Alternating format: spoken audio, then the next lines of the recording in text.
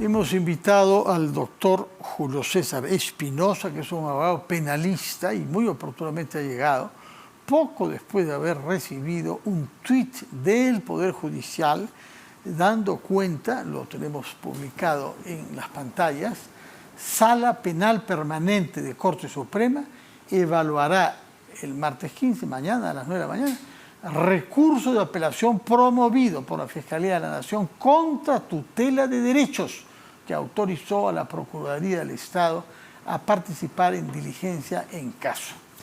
Doctor, muy buenas noches, gracias. Hay otro Twitter secundario. La jefa de Estado y el presidente del Consejo de Ministros son investigados por los presuntos delitos de genocidio y homicidio calificado por las muertes ocurridas en las protestas en diciembre del 22 y enero del 23 en distintos puntos del país. Bueno, cuando se dice que la Fiscalía está apelando a una tutela de derechos, suena mal, ¿eh? Por lo menos para la persona de a pie, que una tutela de derechos se haya concedido y que la Fiscalía persista. No se debe tutelar los derechos de esa manera. En buena cuenta, la Procuraduría no tiene vela en el entierro, déjenme a mí sola ante los jueces. ¿Es así como debe leerse este tuit?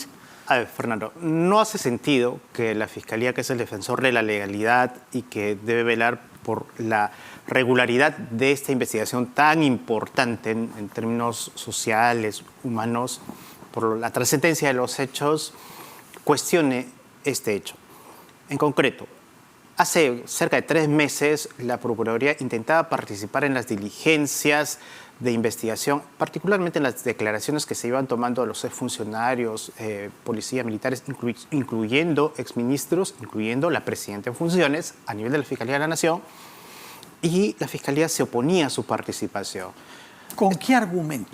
Con el argumento... No es la primera vez, así es, lamentablemente, que hay una fricción entre Fiscalía y Procuraduría. Es decir, que los fiscales pretenden hacer todo solos y evitar que hayan procuradores que tengan derecho a la palabra. Con el argumento de que estamos en una fase primero muy preliminar y la Procuraduría, que defiende intereses patrimoniales, o sea, una posible futura reparación civil, no tiene todavía un caso que reclamar en concreto. Pero la Procuraduría llevó esta negativa, este impedimento que hacía la Fiscalía de la Nación a la Corte Suprema, al juzgado de primera instancia, y el juzgado de primera instancia le dio razón a la Procuraduría. Así es, y le dijo, está usted autorizado a interrogar, inclusive no solo participar, sino a interrogar durante estas diligencias. Producto de ello, ya fueron participando en algunas diligencias, incluyendo la propia declaración de la presidenta que se realizó hace poco más de un mes.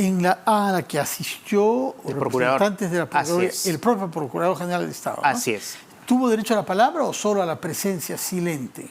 Según todos los registros y la información oficial, el procurador Soria tuvo derecho a participar y además a interrogar. Pero sucedió algo, digamos, particular, que finalmente no ejerció ese derecho. Decidió ya no interrogar, pudiendo hacer. ¿Por qué? Bueno, la explicación que el mismo procurador Soria dio, inclusive en este medio, sí, vino acá, yo le pregunté, que el abogado de la presidenta había indicado que la intervención de la Procuraduría o las preguntas que podría hacer la Procuraduría eran impertinentes, eran innecesarias, dado que ya se había realizado un interrogatorio más o menos amplio, y por eso él decidió ya no formular sus interrogantes específicas, cosa que en realidad dejó en desconcierto a muchos, porque si habían reclamado tanto reclamado el derecho a participar y a interrogar, finalmente no lo ejercieron. Lo cierto es que la Fiscalía no quedó contenta con esa decisión del juez Checkley, de primera instancia de la Corte Suprema, apeló esa decisión, cuestionó, o sea, hasta el día de hoy sostiene la tesis de que los procuradores no pueden participar en esa diligencia, en este conjunto de diligencias. Porque no hay reparación económica en perspectiva. Todavía definida, sí, porque no hay una imputación específicamente planteada para poder reclamar la reparación civil, y eso se va a discutir todavía en la siguiente etapa del proceso, cuando formulen cargos, si es que lo hacen. Pero en todo caso, la impresión que produce es muy mala, que hay una disputa que ha llegado a la más alta instancia judicial penal de nuestro país, la sala del doctor San Martín. Así es. Para que se pongan de acuerdo dos instituciones del sistema judicial que deberían estar colaborando. Que se entiende, defienden de un mismo lado intereses, digamos, que tienen por finalidad proteger a la sociedad. Uno en lo que respecta al aspecto penal y la Procuraduría en lo que respecta a los daños y posibles perjuicios que se generen. La importancia del día de mañana es que es la primera vez que llega un caso, aunque sea un incidente muy particular, es la primera vez que llega a la Corte Suprema, la máxima instancia de la Corte Suprema, la Sala Penal presidida por el juez César San Martín, un caso de la presidenta en funciones, ¿no? Y de una investigación tan compleja como la que estamos No habíamos comentando. tenido nunca un caso Hasta penal. el momento, nunca. Ya. Y mañana va a merecer un primer pronunciamiento. Claro, está, digamos, vinculado a este tema de la tutela y la participación de la Procuraduría, pero se van a discutir de alguna manera los hechos que motivan este reclamo de la Procuraduría y veremos qué es lo que resuelve la Corte Suprema. Finalmente, se entiende que la Corte Suprema va a dictar una decisión, pero la investigación está en curso. La investigación es un caso complejo. Y según la fiscal va a dar pronto unos primeros resultados. Así es. Eso declaró anoche, ¿no? Declaró anoche, pero hay que tener presente que es una investigación bastante compleja, ¿no? Ya pasaron cerca de 6 meses. Se entiende que se han realizado una serie de diligencias tanto en fiscalías locales, provinciales, que son las que han recogido o vienen recogiendo de manera inmediata las evidencias en los lugares donde se han producido las muertes, y luego centralizadas ya a nivel de la Fiscalía de la Nación, que está, digamos, acumulando todos los casos que se han venido generando de los cerca de más de 661 fallecidos en los lamentables hechos de protesta de principios de año. Ahora, sobre el fondo, ¿su opinión cuál es? Porque los cargos son genocidio y homicidio grave. Así es. ¿Cómo lo se que yo define el sí primero y el segundo? debo manifestar, y lo he dicho desde un inicio, desde que se planteó esta tesis fiscal, hacer una imputación por genocidio, en mi apreciación, no corresponde. O sea, la imputación por posible homicidio calificado es válida en la medida que puede investigarse la responsabilidad por culpa, negligencia o por intención, digamos, o por falta de cuidado de los mandos policiales, militares, que han estado interviniendo en cada uno de los operativos o los mandos que dirigían los planes operativos respectivos.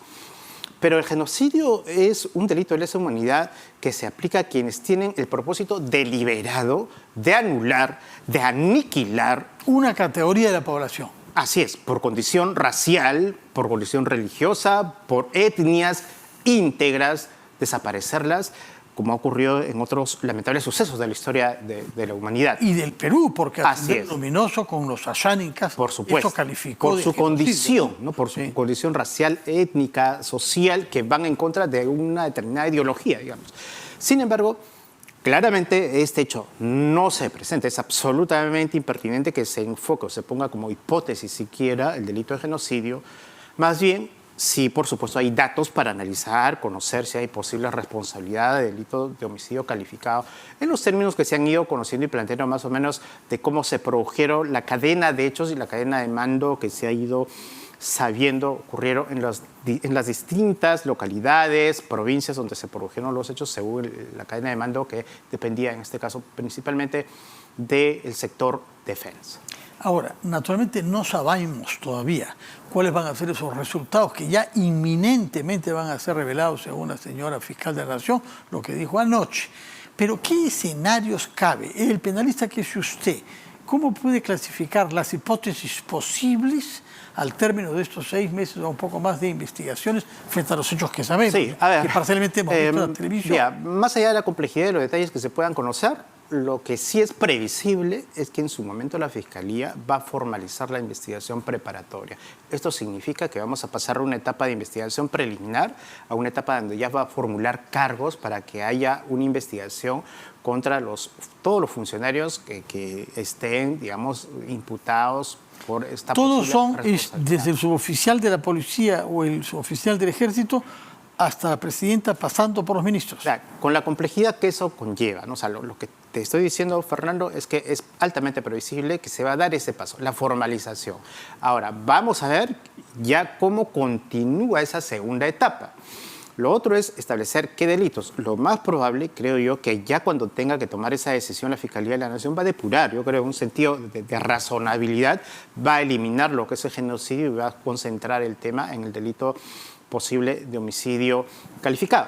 Sin embargo, distinta será la responsabilidad del personal militar, policial, digamos, de mando inferior o operativo que estuvieron, como se dice, en el teatro de las operaciones, de los mandos medios, los que han dirigido los planes operativos, a diferencia de quienes tienen una responsabilidad ya de mando político, le hace ministros y con mayor razón la Presidenta de la República, porque respecto de ellos ya se activa lo que se denomina la prerrogativa procesal que les impide ser, procesados en funciones, salvo que exista, en este caso, respecto de ellos, una denuncia constitucional que la fiscal de la Nación Nación los lleve tendrá que a un presentar. antejuicio, ¿no? Así es, para que sean sometidos ¿Qué al Congreso. antecedentes hay de un proceso penal que pueda darnos una orientación?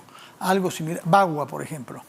Sí, pero lo que ocurre es que la gran particularidad de este caso es que son, en el caso de los ministros que por lo menos premier y presidenta en ejercicio. Y eso hace que su prerrogativa esté intensamente protegida. Por eso va a ser fundamental los términos en que la Fiscalía de la Nación eventualmente presente una denuncia constitucional y se sometió al Congreso, y el Congreso decida si es que va a autorizar o no el inicio del proceso en De su acuerdo. contra. En todo caso, un paso importante, aunque es procedimental, es mañana saber si la Procuraduría tiene o no derecho a la presencia de la palabra. Así es. Y no como la Fiscalía pretende marginarlos. Hablemos de otros procesos penales y de otros procedimientos en curso. Uno de los cuales tiene que ver con la situación judicial del expresidente Pedro Castillo. Hemos sabido que ha recibido una visita de un señor Henry Shimabukuro, que en su momento se le asoció mucho con los servicios de inteligencia, con todo lo que eso tiene de actividades que uno no conoce bien. Así es. Y el señor está investigado. ¿Él tiene derecho a visitar al expresidente siendo él mismo investigado? A ver, ya el INPE ha presentado el día de hoy un comunicado oficial donde está haciendo algunas precisiones. Lo cierto es que todo hace indicar que el señor Shimabukuro sí ha acudido antes y habría participado de visitas directas antes del 4 de julio. El comunicado del INPE del día de hoy dice que desde el 4 de julio él está prohibido de ingresar.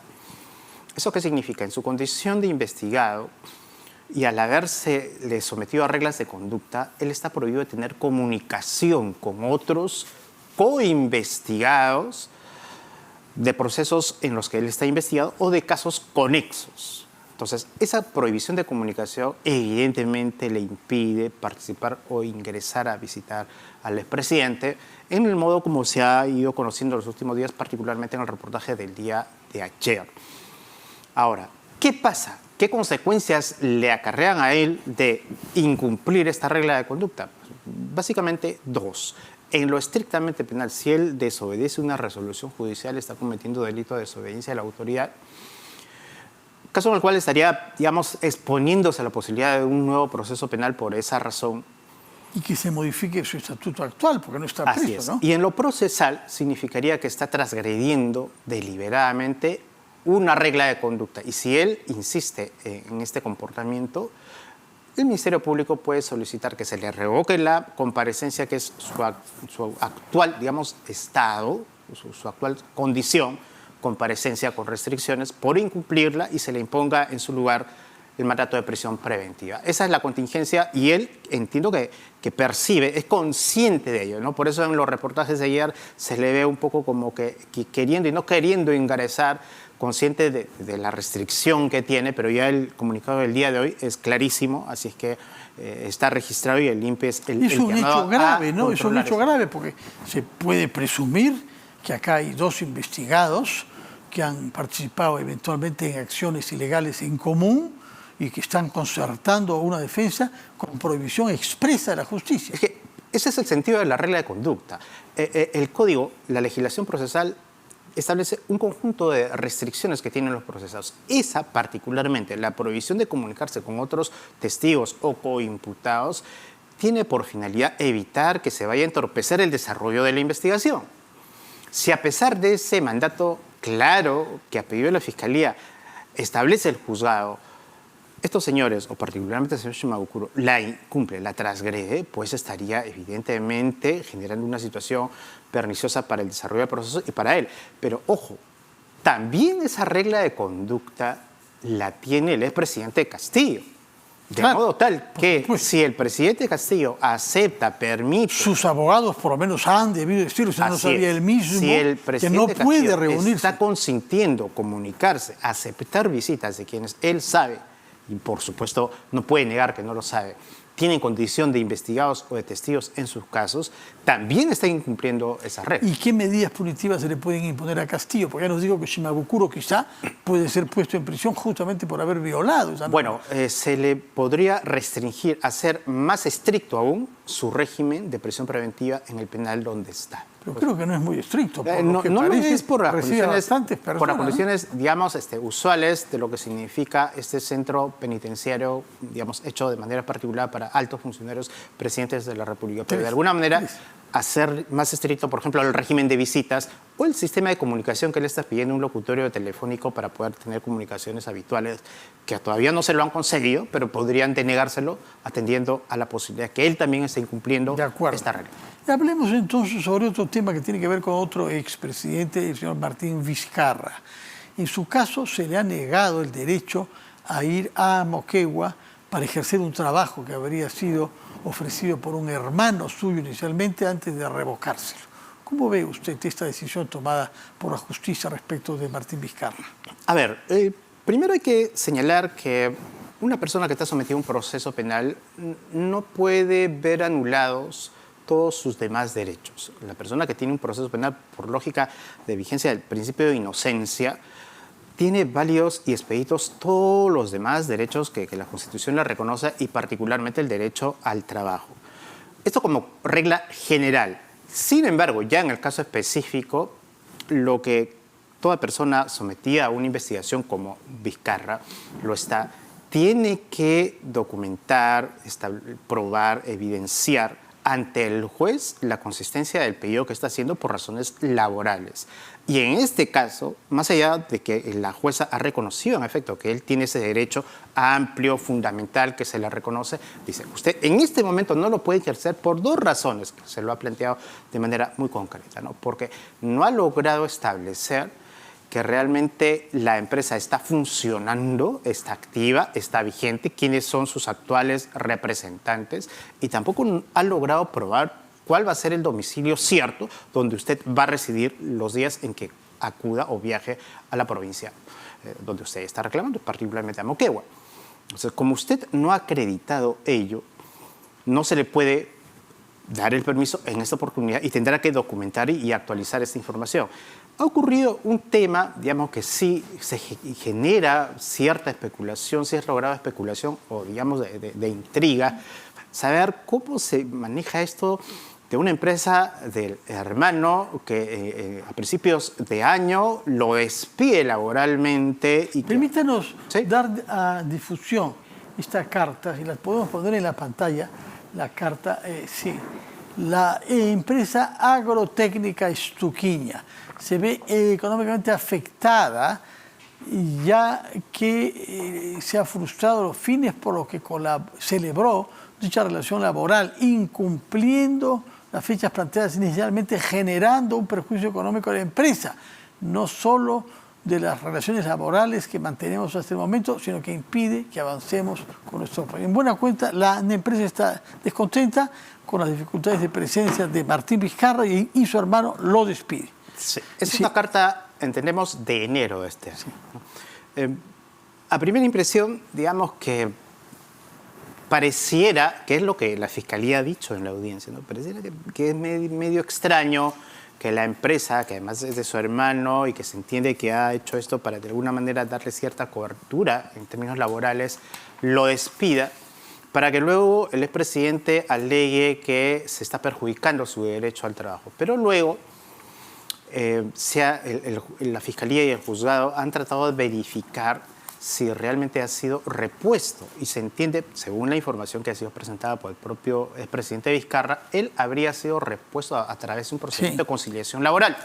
Sin embargo, lo que la jueza dice, más allá de una audiencia de conciliación que ha existido en julio de este año, no hay evidencia de que realmente él haya sido efectivamente repuesto o que esté ya realizando sus labores, aunque sea de manera remota o virtual, que también forma parte del contrato laboral. En consecuencia, procede que la justicia diga, no, esto me suena un poquito oscuro, no doy permiso. Hasta que él pueda presentar información verídica, cierta, actual. Eso es lo que en buena cuenta le ha dicho a la jueza y me parece razonable. Sin embargo, esto va a ser revisado en segunda instancia, en apelación, y probablemente allí tendrá que Vizcarra documentar la realidad de esta relación laboral y la sala evaluar si los argumentos de la jueza son o no válidos cuando eso suceda. En todo caso, por el momento es un revés judicial para el expresidente que aspiraba a ir a su localidad de origen para trabajar en la empresa propiedad de su hermano. Doctor Julio César Espinosa, muchas gracias por su presencia y sus explicaciones. Que tenga usted buenas noches. Vamos a hacer una pausa.